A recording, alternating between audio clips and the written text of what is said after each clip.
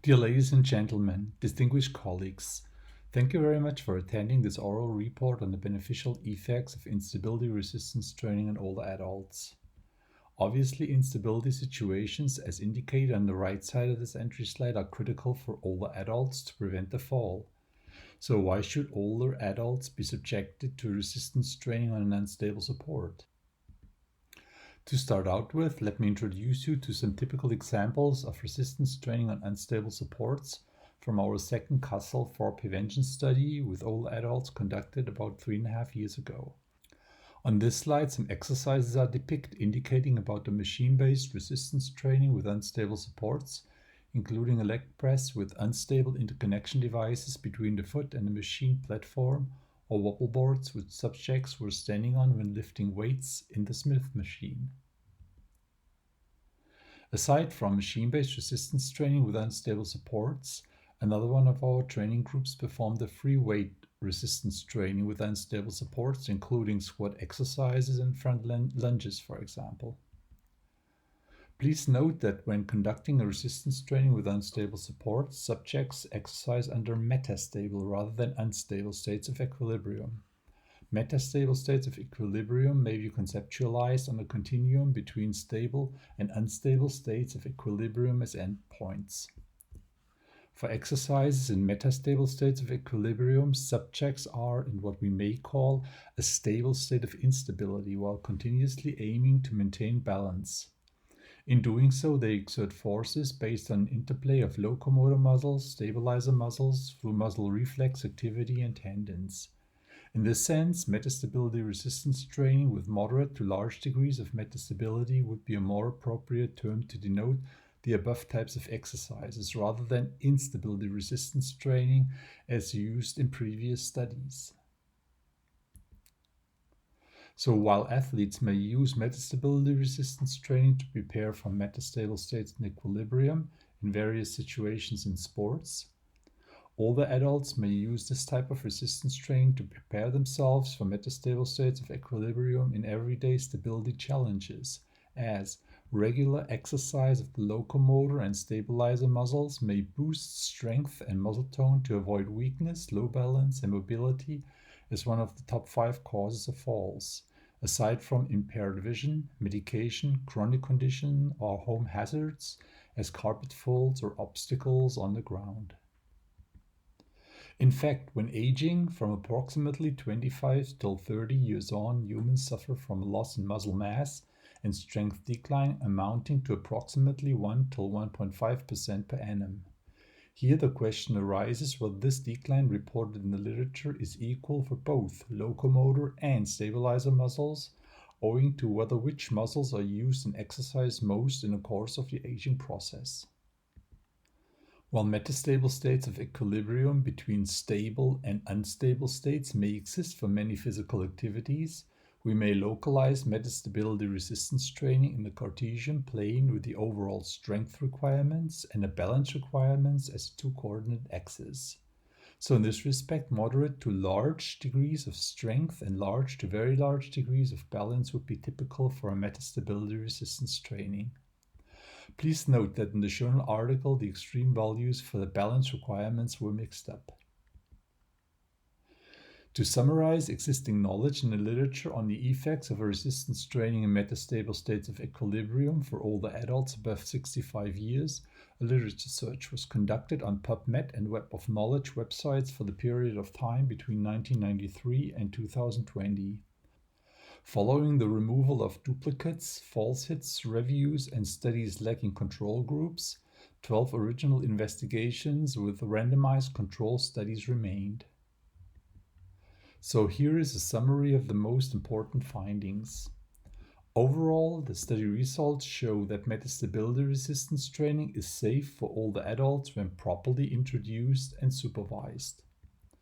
It requires smaller loads and thus may stress the joint surfaces to a smaller degree than traditional resistance training with larger loads, while producing similar effects. As a third important point, metastability resistance training proved to provide extended gains in functional mobility and reduce concerns about falling with feelings of larger self-efficacy. Noteworthy, results from our fall prevention study comparing locomotor and stabilizer resistance training on stable supports indicate that metastability resistance training could be beneficial for the strengthening of stabilizer muscles as well.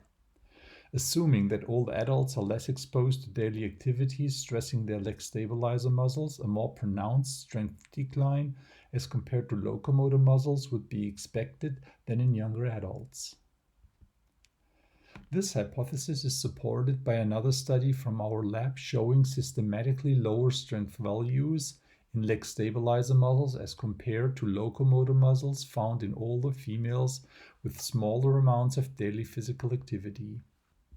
For that purpose, 121 female subjects, including subgroups of 10-year-old girls and 25, 50, and 70-year-old women, were examined for their peak force values in the hip abductor, the hip adductor, and the knee extensor muscles. Please see the graph in the upper left corner for the abductor to knee extensor peak force ratio and the adductor to knee extensor peak force ratio declining from 25 years on, with values continuously decreasing below 1. In other words, normalized maximal strength for the hip stabilizer muscles decreased to larger amounts as compared to the knee extensor strength, from the 25-year-old women to the 70-year-old women. As a consequence of weaker stabilizer muscles, the risk of falls may increase through aging. Further support for this line of argument comes from other studies showing significantly lower stabilizer strength in elderly fallers as compared to elderly non-fallers. Given that older adults commonly use predominantly exercises for their locomotor muscles in their physical activity programs, metastability resistance training may help to strengthen the stabilizer muscles, as higher activation levels were detected during metastable as compared to stable exercises. In fact, studies in the literature detected larger relative activation levels in the stabilizer muscles for exercises executed in rather unstable versus stable exercise conditions. In contrast, smaller or at best similar muscle activation in the locomotor muscles was found for exercises in rather unstable as compared to stable conditions.